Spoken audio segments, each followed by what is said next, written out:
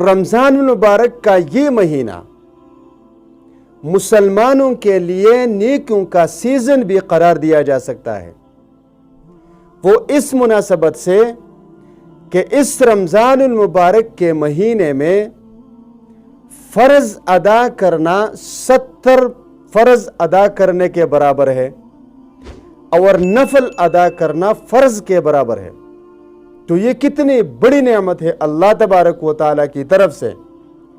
लेकिन काश हमारे मुसलमानों में एक खला पाया जाता है, एक कमज़ोरी पाई जाती है कि हम हर नेकी के काम में इख्तिलाफ का शिकार हो जाते हैं और वो जो मकसूद है उस मकसूद को हम छोड़ देते हैं और बेमकसद बातों के पीछे लगे रहते हैं और यहाँ तक कि एक दूसरे पर कुफर के फतवे भी लगा दिए जाते हैं, एक दूसरे को मारा भी जाता है, एक दूसरों को बुरा भला भी कहा जाता है, एक दूसरों को जलील भी किया जाता है। ये हमारी सबसे बड़ी खामी है और सबसे बड़ी कमज़ोरी है। और जो नेकियां हासिल करनी थी हम उन नेकियों को बर्बाद करके गुनाहों को अपने ऊपर डाल देते हैं। ये कितनी बड़ी बदकिस्मती ही मैं कह सकता हूं। और कमाल की बात यह है कि उलमा की आपस का इख्तिलाफ तो समझ में आता है, लेकिन जो उलमा नहीं और आवाम है वो भी उलमा के साथ बहस करने लग जाते हैं, उलमा के साथ बहस करने लग जाते हैं। अब भाई एक डॉक्टर से तो इख्तिलाफ डॉक्टर कर सकता है, एक इंजीनियर से इख्तिलाफ तो इंजीनियर ही कर सकता है, एक सियासतदान से तो इख्तिलाफ एक सियासतदान ही कर सकता है। अब एक आलिम के साथ इख्तिलाफ आलिम ही रख सकता है, वो अपने दलील को मजबूत पेश करके उसकी दलील को कमज़ोर दिखाने की कोशिश कर सकता है।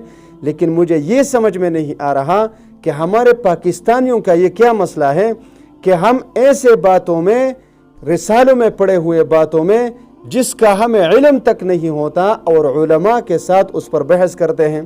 तो हमारे लोग क्या करते हैं कि तरावीह 8 रकात हैं या 20 रकात हैं। मेरे भाइयों, इस मौजू पर बड़ी बड़ी किताबें भी लिखी गई हैं, इस मौजू पर उलमा के बड़े बड़े बयानात भी मौजूद हैं। मैं आप लोगों से सिर्फ अपील कर सकता हूं। बस देखिए, हज़रत उमर फारूक रज़ी अल्लाह तआला अन्हु के ज़माने मुबारक से पहले तरावीह की तादाद सही मालूम नहीं थी। कोई सहाबी एक हाफिज़ के पीछे, कोई दूसरे सहाबी के पीछे, कोई तीसरे सहाबी के पीछे, क्यों सारे सहाबा किराम हाफिज़ नहीं थे। तो किसी ने 8 पढ़ ली, किसी ने 20 पढ़ ली, किसी ने 50 पढ़ ली।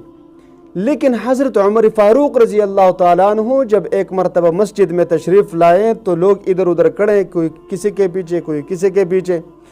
तो उमर फारूक रज़ी अल्लाह तआला अन्हु ने तमाम सहाबा किराम को इकट्ठा किया और उबई बिन काब रज़ी अल्लाह तआला अन्हु को इमाम बनाया और सारे सहाबा किराम ने उबई बिन काब रज़ी अल्लाह तआला अन्हु के पीछे 20 रकात तरावीह पढ़ लिए।